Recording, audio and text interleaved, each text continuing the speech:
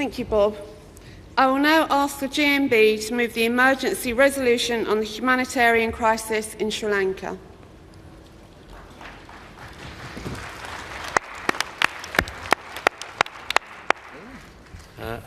Conference, Paul Kenny, GMB, proud to be part of the 5 million trade union members represented by affiliates in this hall. All of the affiliates will be fighting like mad to win the next election for Labour. We're not fair weather friends. Proud to be moving emergency motion on Sri Lanka. Conference, the civil war in Sri Lanka is over, and that's good news. But we now know what should be happening. Now is the time for reconstruction, for reconciliation, for building the peace. But something else is happening on the ground. Something we should all be very worried about.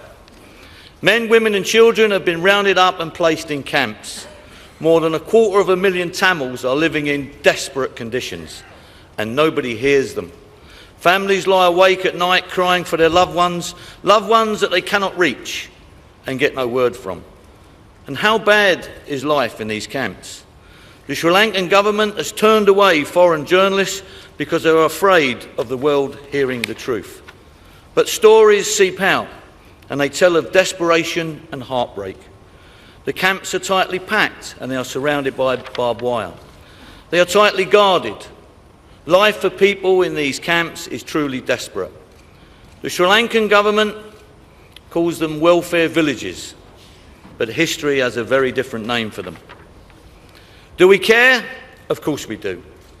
Our Labour movement is an international movement, one that says we stand by the oppressed, one that stands foursquare for human rights, one that promotes human dignity.